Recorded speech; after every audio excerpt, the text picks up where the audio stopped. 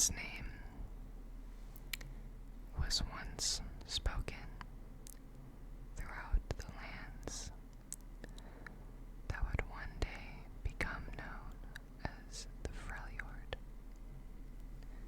The Freljord. It was widely held that he was the firstborn of the old demigods who had shaped the land itself and brought forth the first snows.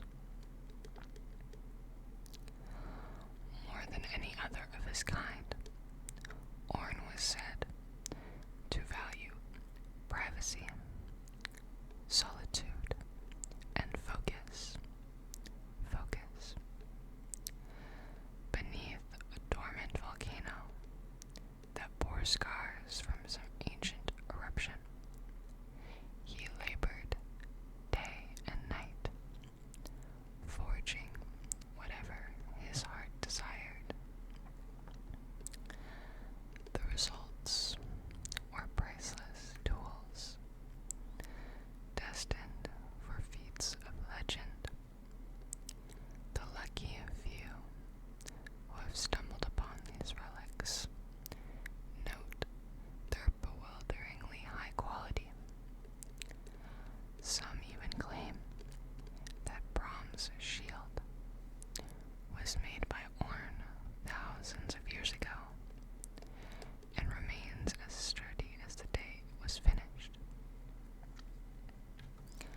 No one can be sure, however, for none can find the Forge God to ask him.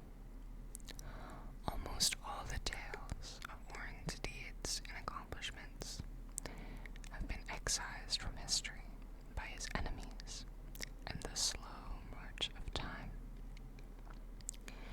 The few that remain are remembered by the handful of tribes who can trace their lineage back to a single culture of blacksmiths, architects, and brewmasters.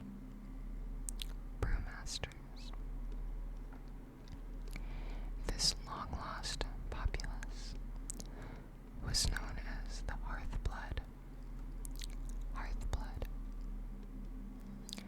Apprentices who journeyed from all corners of Valoran and gathered on the slopes of Hearthhome to follow Ornn's example.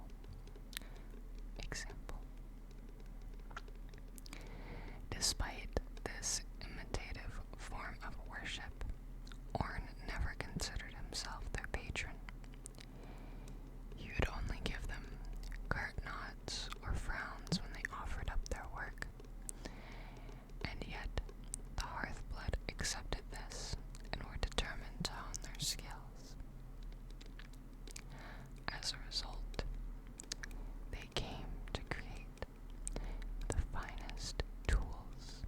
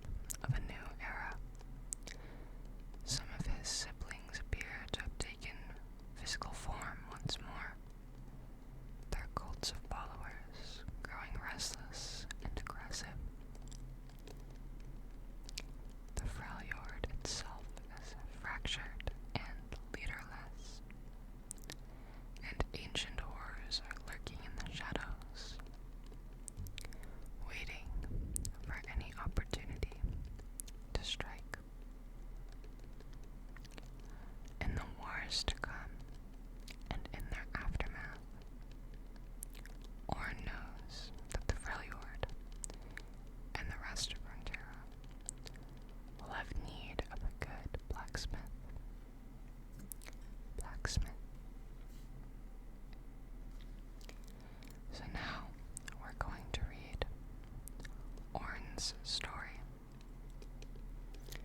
The Voice from the Hearth by Matt Dunn. Matt Dunn. And here you can see a picture of Ornn. A picture of Ornn in this beautiful sort of ink style painting. And Volley Bear with a bunch of lightning crackling around him. The Voice from the Hearth.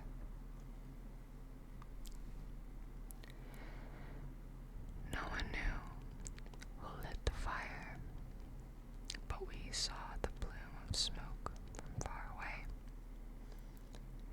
The winter's claw had driven our tribe north,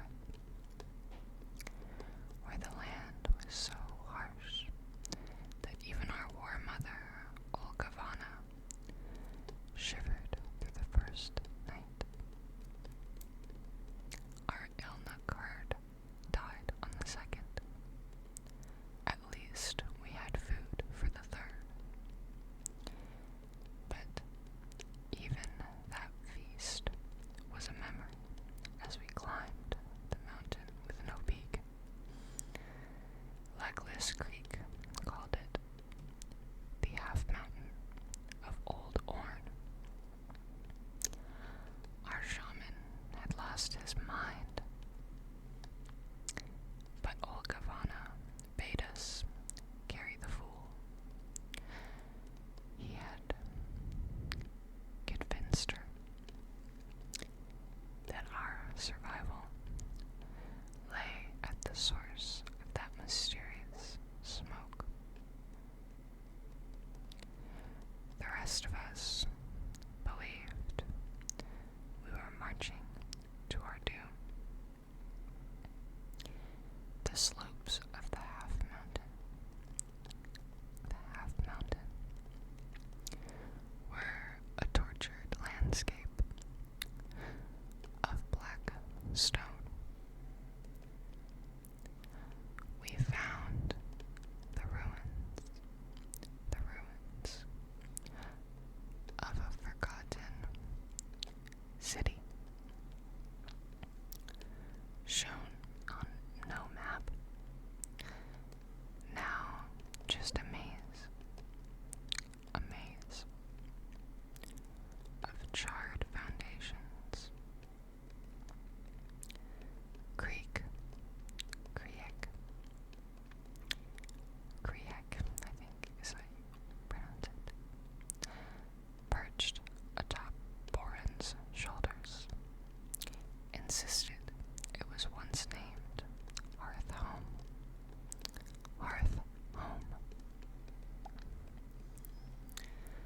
Dark clouds to the east flashed lightning, and winds carried the stench of wet fur and sweet decay. Our scouts did not return.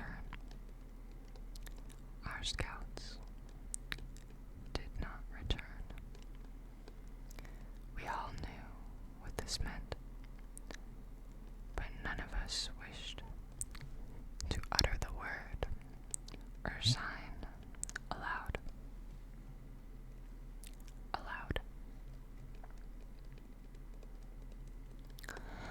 We climbed until we stood at the edge of a vast crater. Then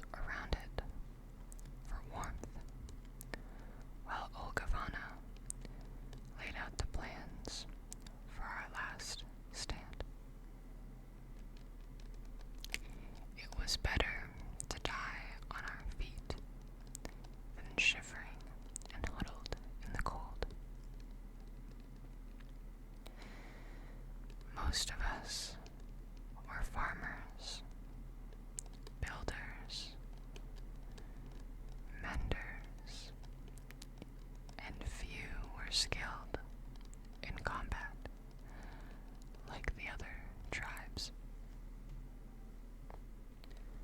We cared for our elderly, our sick, and our children. Now, we were far from the aid of the Avarosans, but war craves only blood and bones. We could only ever stand a chance against the winter's claw if the Ursine struck first.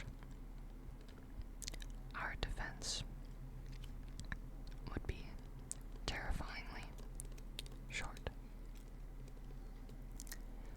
That hideous legion of half-bear abominations would overwhelm us. And soon enough, we heard their battle growls growing louder, along with the clamor of their footsteps. We smelled their stench. Hundreds descended the cliffs, like shadows twisting down the basalt slopes. We fashioned spears from our stretchers and sharpened our carving knives on the flint. We would minister the rite of the lamb to our elderly and wounded, and the rest of us would dance with the wolf. It would all be over by morning. No one saw who stoked the fire, but it grew so hot. It grew so hot that we needed to back away. Then the furnace spoke, its voice like crackling logs. Volibear is near, it said. Seek shelter now. There is no shelter to seek, Olgavana replied to the fire in the forge. We knew not in whose presence we stood. Enemies are at our heels. The Ursine are flanking us. The Ursine in the forge grew hotter at these words. Will be stopped. The other problems are your own. The goat grass caught fire. The flagstones grew red hot around the edges, then toward their centers. Steam sizzled from the cracks. Some shed their clothes to seek reprieve as the temperature rose and rose and rose and rose.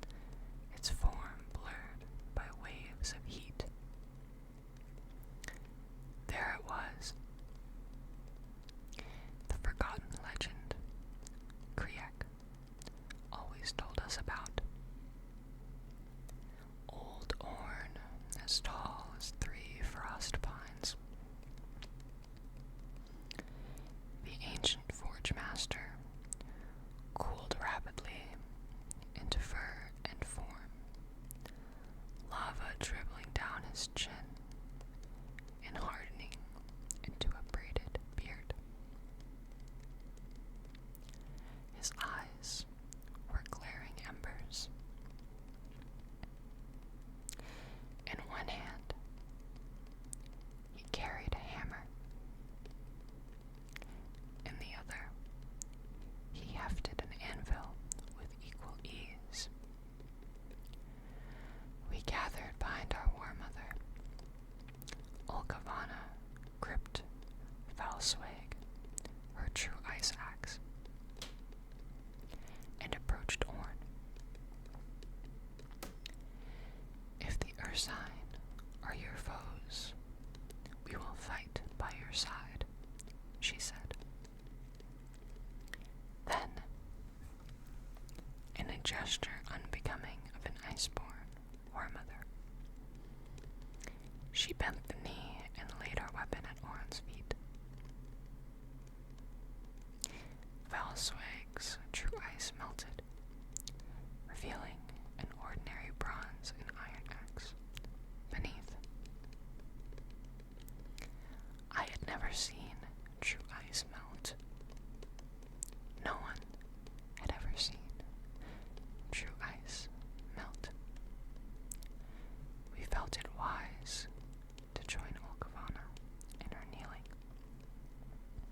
Ornn grunted. Stand up. Kneeling is death. He looked to the gathering thunderstorm swirling overhead. I will deal with the Ursine. Do not follow me.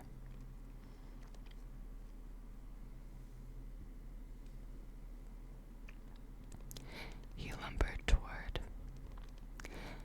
the advancing horde, who charged forward with vicious speed. We could see his fire reflected in their large eyes. Borin hoisted the old shaman higher onto his shoulders.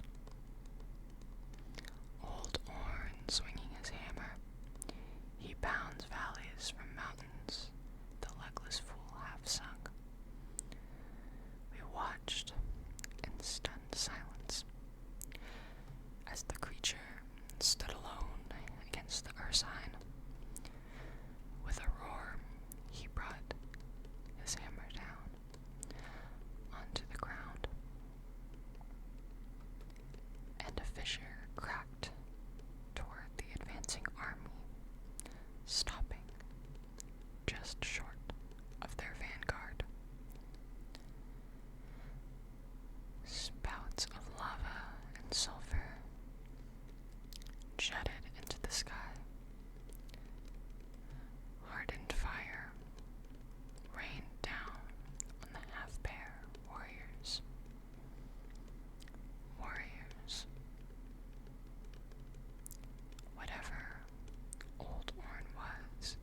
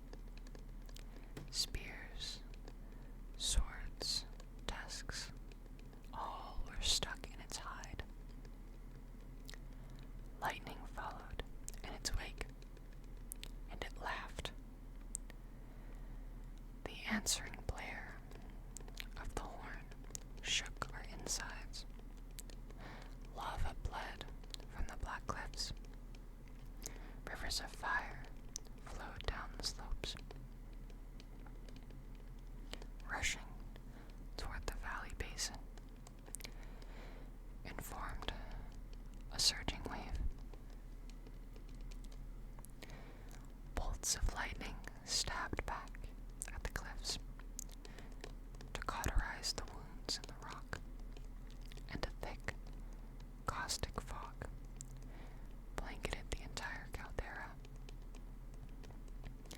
We saw only blue-white bolts and hellish crimson explosions, filtered by the thick vapor. The heat from below the ground scorched the soles of our boots. Then we saw that surging wave of flame form into a great stampeding ram. Ornn charged at the molten beast, catching the thing he had named as Volibear between his shoulder and the lava ram. The force of the explosion toppled us all. The legless shaman was thrown 100 paces from Ornn's shoulders, laughing the whole time. We waited all night for the great cataclysm to overtake us, but it never came. We only heard the roars of the thousand-pierced bear and the gruff bellowing of the forge ram. When the pall lifted in the late morning, we saw that the slopes around us were covered in chunks of hissing scree and unnatural columns of crusted basalt rose at odd angles from the ground. As we realized what stood before us, we recoiled in horror and awe. The Ursine were frozen in stone, their faces petrified masks of agony. We did not see any sign of Ornn, nor Volibear. We had no time to look either. The hunting horns of the Winter's Claw announced their approach. We picked up our weapons and dug in our heels. What remained of our clothes were scorched tatters of cloth, but our skin no longer prickled with the cold. Olgavana's hair had been singed away, her muscular back branded with heat. Her once true ice axe was bronze and iron, as naked as we were. She had never looked stronger. Our blood boiled, our stomachs growled. We were raw and blistered, bare and exposed.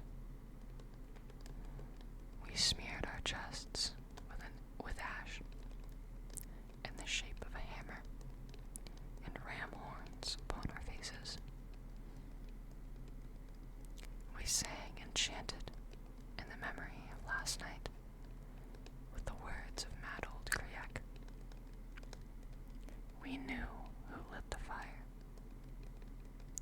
The Winter's Claw.